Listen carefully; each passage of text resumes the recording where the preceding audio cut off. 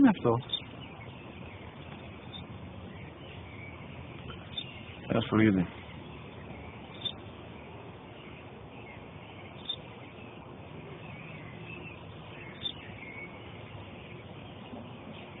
Τι είναι αυτό? Μόλις τώρα στο είπα, πατέρα, σφουργίτη είναι.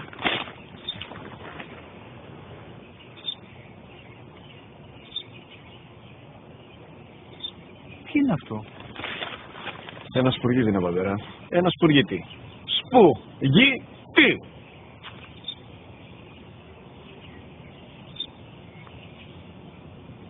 Τι είναι αυτό? Γιατί το κάνεις αυτό το πράγμα, μπορείς να μου πεις? Τόσες φορές σου είπα, είναι ένα σπουργίτη. Δεν το καταλαβαίνεις. Πού πας?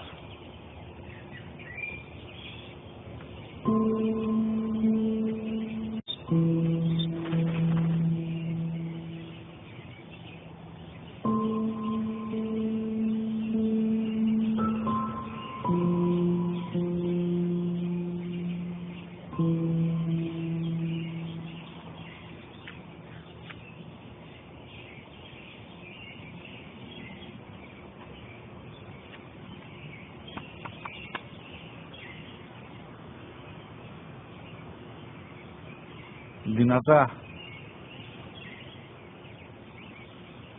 Σήμερα ο μικρός μου γιος που πριν λίγες μέρες έκλεισε τα 3 καθόταν μαζί μου έξω στο πάρκο όταν ένα σπουργίτη ήρθε και κάθισε απέναντί μας.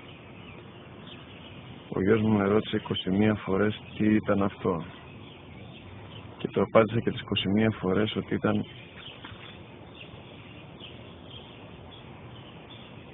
ένα σπουργίτη. Τον αγκάλιασα τρυφερά και τις 21 φορές που μου έκανε την ίδια ερώτηση, ξανά και ξανά, χωρίς να εκνευριστώ, νιώθοντας στοργή για το αθώο μου αγοράκι. وَقَضَى رَبُّكَ أَلَّا تَعْبُدُوا